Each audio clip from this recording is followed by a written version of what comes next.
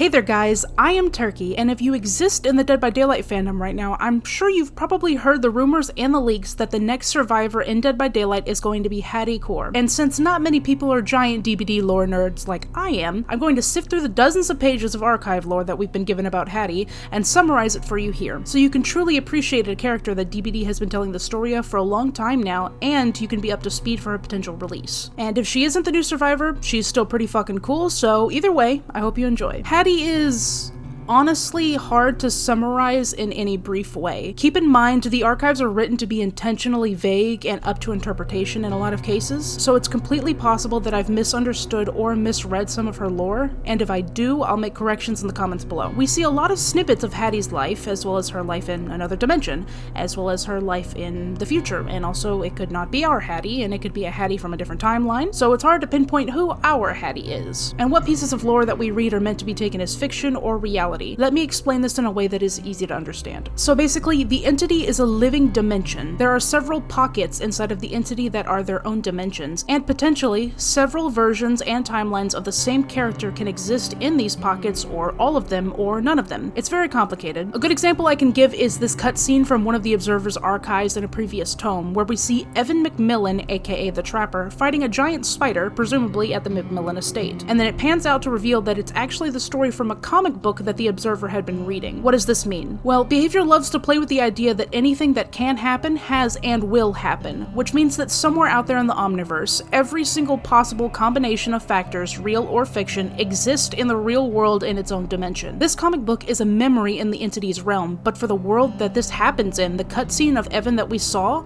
for him and all of the people in that dimension, what we perceive as a scary story in a comic book is their reality. They live and breathe and think and feel. They are real. Here's an excerpt from Arcus 4. Interestingly enough, I found 17 versions of a story featuring a killer named Evan written by 17 versions of the same author from the Omniverse. 17 similar stories with sometimes subtle, sometimes significant differences.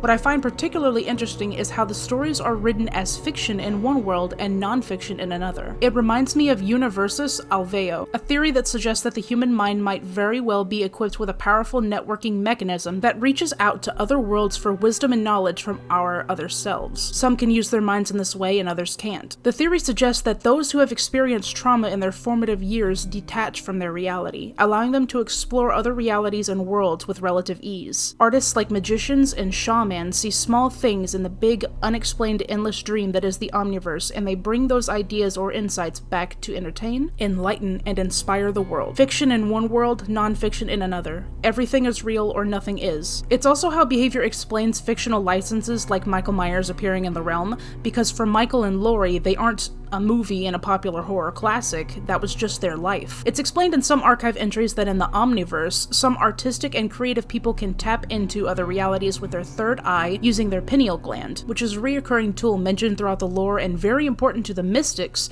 aka the Black Veil, aka the Entity Cult. I'll get into the Entity Cult later. But essentially it says that these writers and artists don't make stories up. They can see throughout dimensions and realities to these worlds where these stories are real, and they transcribe them into art for people in their dimension to enjoy without even knowing it. It's a super fascinating element in DBD lore, and the idea that overcoming dimensions and learning how to thin the barrier between them is also a reoccurring plot in the DBD story. What does this mean for Haddie's lore? Well, I'll explain. Let's take a look at Arcus 13. The series featuring Haddie and Jordan on Terra 717, or Haley and Jaden on Terra 1315, or even Hannah and Justin on Terra 238 are all titled Harbinger FM instead of the Harbinger of Hell, and they seem to have more insight on what the entity might be and how it corrupts and influences other worlds. Other Terra worlds have quite unique and sometimes contradictory versions of the Harbinger series, which make them difficult to track and interpret. But despite the discrepancies, each version seems to feature siblings trying to expose a nefarious cult devoted to the entity. I am currently searching the Rift for the real memories that inspired all the adventures to see how close they are to the actual inspiration. I'm even wondering if Haddie and Jordan are here, trapped in the entity, and if they are, I'm hoping their memories will somehow help me find a way out of here. The Observer here implies that there are real versions of Haddie and Jordan Jordan, aka the main inspirations. However, in Arcus 27, he comes to the conclusion that there are probably several real Haddie and Jordans that exist in the realm, and that some of the entries in the archives we've read about Haddie and Jordan might be fiction, but might also be real. Most of the fiction featuring Haddie and Jordan end with one of the siblings disappearing, which accounts for some of the contradicting memories I've discovered in the fog. I believe there are several actual Haddies and Jordans stuck here with all the others. The memories I've studied so far conflict with one another so that they rarely line up with each other or the fictional stories I found in the Chamber of Blood. However, I must always remember that the connected stories and artwork in the chamber are interpretive, they are not exact, and they were more or less inspired by several versions of the siblings that exist or will exist or have existed within the endless tapestry that is the Omniverse. While they are fiction, they are worth noting because inside these stories still holds truth to the entity, the Black Fog, and the Mystics. These fictional stories are inspired by real Haddie and Jordans that exist in the Omniverse, hence why I explained to you how fiction works in the entity's realm. While these stories never actually happened for us, for these characters and recounts, they do,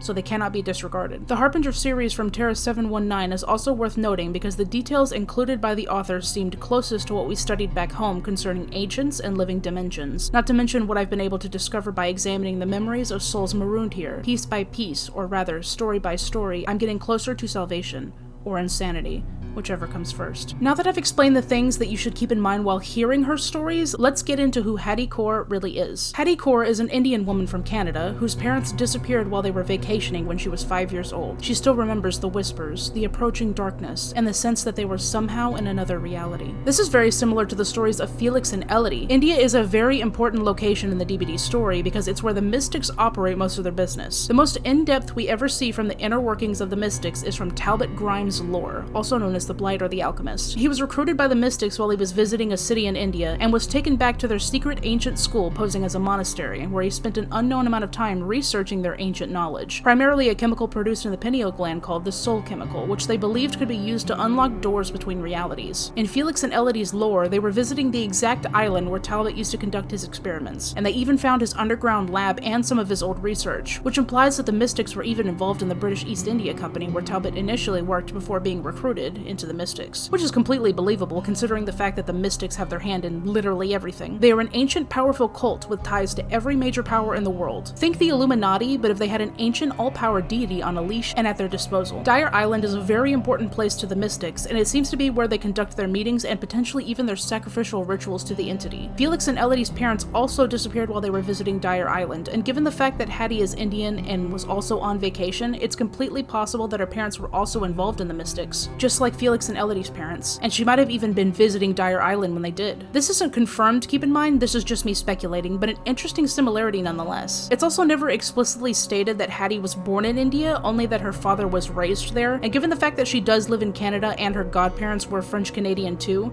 that leaves a whole window of opportunity to where she and her family really started in life. It's possible that they tried to flee the Mystics when their daughter was born, or tried to stay in the cult but moving away caused complications, or moved to Canada before Haddie was even born, or they were never involved in the cult at all. We just don't know. All we know for sure is that Haddie has lived in Canada for almost her entire life, and that her parents disappeared and it involved the entity in some way. Today, Haddie runs a successful podcast with her brother Jordan and her uncle Stefan called The Harbinger of Hell. What sets Haddie apart from her brother Jordan is her special abilities. Ever since she can remember, most notably since she was 12, she's been able to see things beyond the veil. She can travel to places where the veil between the entity's realm and our world is thin, that she calls the overlap, and she can see and experience memories from the past as if it was happening now. She can also directly interact with the realm, and dark things and memories seem drawn to her. The kids from her childhood used to tease her for her knack for attracting bad luck and tragedy by calling her Helly Haddie and the Harbinger of Hell, which she named her podcast after. It is funded completely by an anonymous benefactor who sends them to overlap so they can center episodes of their podcast around the locations. What do we know about the overlap? Not much, honestly, but the survivor statement from someone named Sean Dent is an extremely interesting read. When I say survivor, I don't mean trials either. It's meant to mean that he survived a tragedy in the real world. In this entry, a man named Sean used to listen to podcasts of creepy stories with his friends, and they discovered that these podcasts held secret coded messages planted by the Mystics as a way to communicate with each other and send coordinates of overlaps to each other. They didn't actually believe any of it was real, but when one of the locations turned out to be near them, they went to check out the place for fun. When they got there, they found a crumbling asylum covered in overgrown ruins surrounded by the Black Fog. When they were there, they were attacked by the Oni, who killed every single one of his friends except for Sean, because when he crawled past the Black Fog, fog, the Oni couldn't follow him. It was like an invisible barrier and he couldn't leave. But Sean could. And a man named Hans, who identified as a detective, asked him what had happened, but when he heard police sirens approaching, he disappeared. The police wanted to know how to crack the codes being sent via the podcast, but Sean didn't know how to do it. That was his friend Tina, who the Oni had killed. There's also another account of people from the real world interacting with these overlaps. In Haddie's first archive story, titled Evil Eyes, which is an entry from a pile of partially burned books in a room the observer calls the Chamber of Blood. In Evil Eyes, we meet Haddie Kaur, an older teenage woman who was sipping tea while her uncle and brother were trying to locate the site of a massacre. When they do, Haddie and Jordan set off to the site near an old signaling fort where sometime in the 1800s a group of British soldiers died while fighting a group of thuggies, which was a term used to describe a group of organized and professional robbers and murderers. British soldiers would occasionally capture and prosecute these thugs, which explains why the official story is what it is. But their guide explains that according to local rumors, the soldiers had actually turned their guns against one another and that something in the caves of the fort had driven them mad. Haddie turned to the remains of the fort and could see the memory of British soldiers cutting down thuggy rebels. One of the thugs was holding a powerful artifact, which was a broken piece of pillar. He was running through the caves while desperately trying to escape the soldiers. Haddie and Jordan start heading into the caves while the guide leaves them there to go home. Just before they could enter, they were captured by 3 men holding guns who spoke an ancient unknown language. It's never stated who these people are. They could be thuggies, they could be the mystics, we just don't know. These captors, however, knew about the overlap, they knew about Haddie's abilities, and they forced her at gunpoint to lead them to where the artifact, the broken pillar, had been hidden. Haddie followed the trail of memories and could sense that they were entering an overlap, where her power grew and became heightened in inexplicable ways. Also, a little side note, I think it's important to note that the color of the memories that Haddie sees are always described as orange, which is particularly interesting to me due to what we know about the Blight event. When the entity is infested with a sickness called the Blight, the moon in its sky turns orange and it secretes a nectar called pustula nectar, which contains the pure power of the entity, which is also orange. I don't know if this means anything yet, or if Haddie is somehow connected to the entity and its power in some way due to the color similarities, but I do think it's an interesting detail that we should keep in mind. Haddie sees the soldiers blink in and out of existence, and when they come back they are attacked by an indescribable creature with hundreds of red eyes. It ripped the soldiers to pieces and grabbed the thug, dragging him off into its feeding den, making him drop the artifact along the way. When the memories faded away, Haddie and Jordan and their captors found themselves in a cave filled with human bones covered in a thick rotting sludge. The captors demanded to know where the pillar was, and Haddie pointed towards the feeding den, saying that it could be in there, knowing it wasn't. The leader went to check the mouth of the feeding den while the other 2 captors searched the bones with Haddie and Jordan. While the 2 were distracted with the flies covering their faces, Haddie found the pillar and slid it to Jordan secretly. The leader of the captors was suddenly attacked by the creature Haddie had seen. The other 2 captors fired blindly into the darkness while Haddie grabbed the leader's dropped flashlight and ran away with Jordan back where they came. She could see the entrance to the cave but knew that they wouldn't make it. She turned to face the creature and grabbed a revolver off a dead body nearby, but when she tried to fire it, it had no ammo. The creature attacked and missed, but Haddie grabbed a kukri the body had also had on it, which if you don't know is basically a long curved knife, and slashed it at the creature. She cut its hand off, but when she went for the killing blow, it lunged away and she missed, the knife falling out of her hand. She grabbed a slab of stone just as the creature attacked and slammed it into its head, hitting it until it was nothing but a pulp. Just as she killed it, she heard the sounds of more creatures approaching from the caves. She turned and ran out of the cave just before the creatures reached her, and they too slammed against an invisible barrier that signaled where the overlap ended, where they could not cross. Haddie grabbed onto the pillar and tuned into it, and in her mind's eye, she saw mystics hiding pieces of the same pillar in another world. I also just want to note the significance of the pillars in the Mystics story, and if you've seen the Blight's archive cutscene, each member of the Mystics are represented as pillars in the scene where he's being turned into the Blight by the entity. We don't know yet the significance of the pillars or why they're powerful. Right after almost dying horribly, Haddie and Jordan bring out their phone and start filming the intro to the next episode of their podcast, which is about the urban legends surrounding the creatures that dwell in the caves, with eyes that burn right through the soul, titled The Evil Eyes of the Himalayas. A lot of Haddie and Jordan's stories are like this. Haddie has an unshakable will and drive to uncover the truth of these mysterious ruins, and Jordan is the supportive comic relief who supports Haddie as she does her thing. These overlaps hold some kind of significance to the Mystics, and as long as they are researching and uncovering the secrets of these weak spots, they are also discovering the secrets of the Mystics and their entire organization. And in Arcus 13, the Observer describes them as trying to expose the Mystics, so eventually they turn their attention away from the show and instead focus on the Mystics. The Observer also says that some of the stories claim that broken and traumatized people can derive strange abilities from the vibrations emitting from the overlaps, and access knowledge beyond the veil as if it was right there. That's pretty much all we know about overlaps so far, so until we get more lore or Haddie's backstory explains them more in depth, that's about it for now. In Chamber of Blood, Harbinger FM Worlds Away, Haddie discovers who their secret benefactor is. He was a sound engineer for a highly classified military project in the Office of Strategic Operations, or the OSO,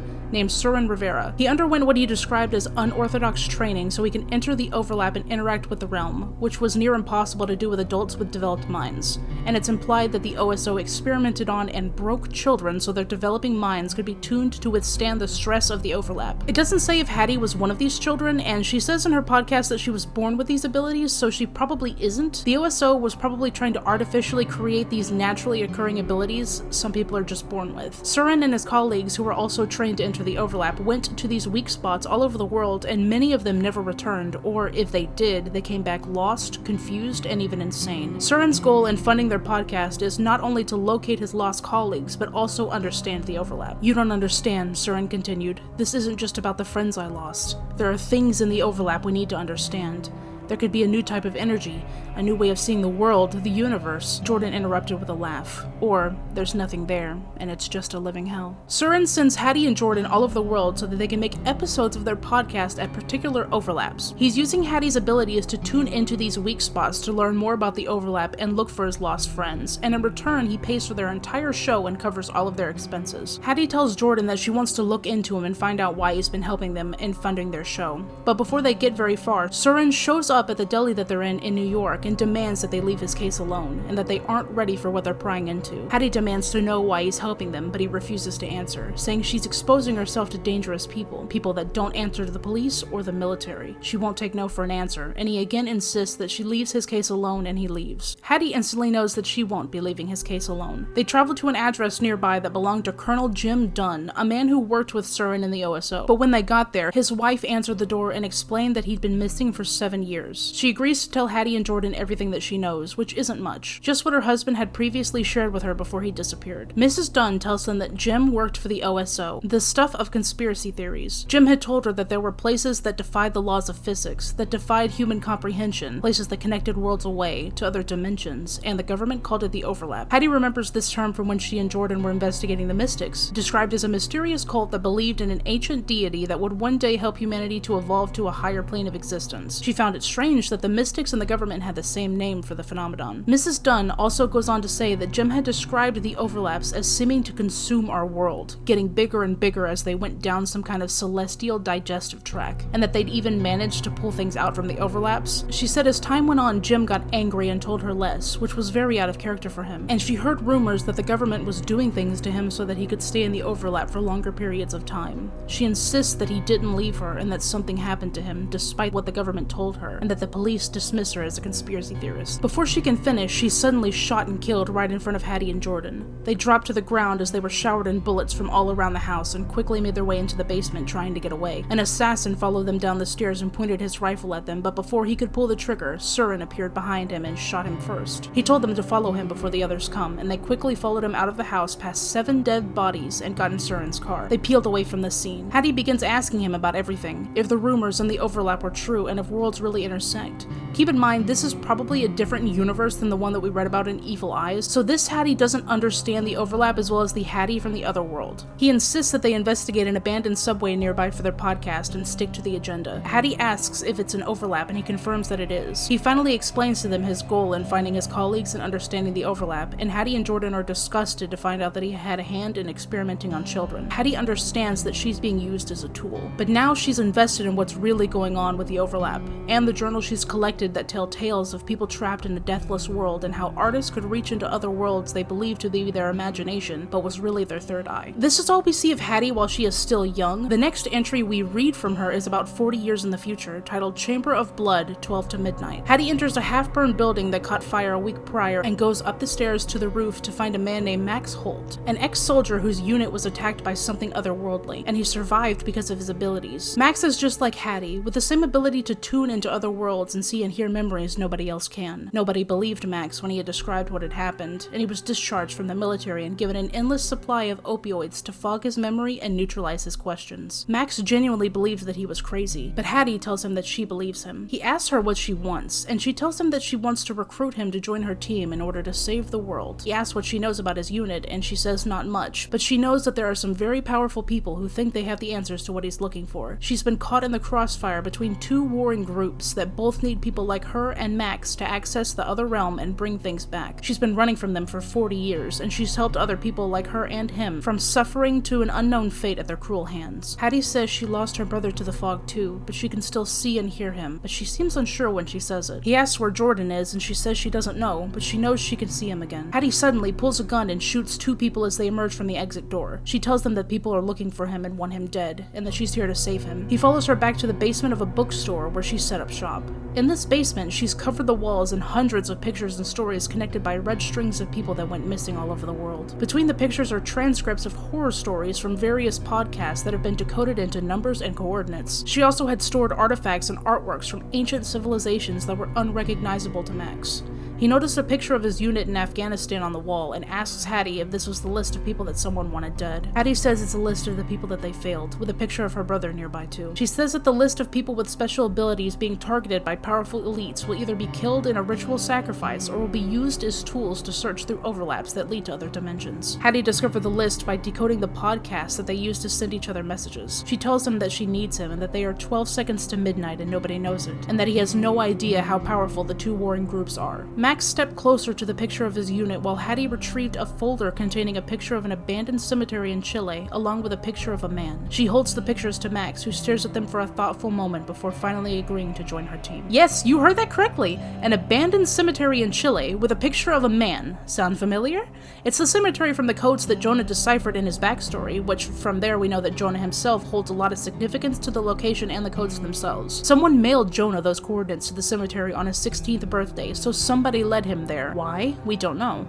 All we know is that he's important to either the Mystics or the second unnamed group they are at war with, and Haddie is somehow connected to the location in some way too. And this is pretty much all that we know about Haddie as of recording this video. As for what we just read, let's think about it. So I think it's pretty safe to say that we have no idea which of these stories is from the real Haddie, the one that is potentially showing up in the realm, and we won't know until behavior tells us. There was also another story featuring Haddie and Jordan and a vampire-like creature possessed by the black fog that I didn't summarize for you because it's not relevant to our overarching story, and it's being used mainly as research by the observer to understand the black fog, more so than it is to understand Haddie. But I'll put the screenshots on screen here if you want to pause and read it. It's still an interesting read and talks about ancient symbols used as seals to contain the black fog, but it's ultimately irrelevant. The observer goes into depth in several archive entries about how there are an endless amount of versions of Haddie that exist across the multiverse and even in the realm. So let's take what we've read from them all and combine the similarities and create a complete summary of who Haddie Kaur really is. Haddie is a woman born with a unique ability to tune into the entity's realm, particularly at overlaps where the veil between worlds is thin, and can see memories and creatures from different worlds as if they were happening right in front of her, and sometimes they actually are. She runs a podcast called The Harbinger of Hell with her adopted brother Jordan and her uncle Stefan, who mostly handles the production and doesn't have the stomach for adventure like Haddie and Jordan do. Haddie is a headstrong and determined person who is unshaken by threats and danger, and trouble and tragedy seem to follow her wherever she goes. There are 2 powerful groups that are at war with each other, and they both need people with Haddie's abilities in order to access the overlap and retrieve things from the worlds for unknown reasons. Haddie has dedicated her life to exposing not only the Mystics, but also the other powerful organization that would see her dead or used as a tool. In almost every iteration of her story, Jordan is taken by the fog, and is most likely in the entity's realm, or another world entirely. Haddie is determined not only to save people like herself from a fate of suffering at the hands of 2 warring organizations, but also to see her brother Jordan again one day. Or, if 12 to Midnight is a fictional story, then she's just a teenage girl who runs a podcast with her brother, who is going to uncover the secrets of the entity cult, which is equally as exciting. That's pretty much it. Once we find out more information, I might add to this video or even make a part 2. You never know. If you guys have more questions, feel free to ask them in the comments, or let me know if you'd like to see more videos like this. I am head over heels in love with Dead by Daylight lore. I have been for years, and I could talk about this shit all day. Thank you so much for watching. I really appreciate it. If you guys enjoyed, please leave a like. If you didn't, leave a dislike, and I'll see you guys in the next one. Peace.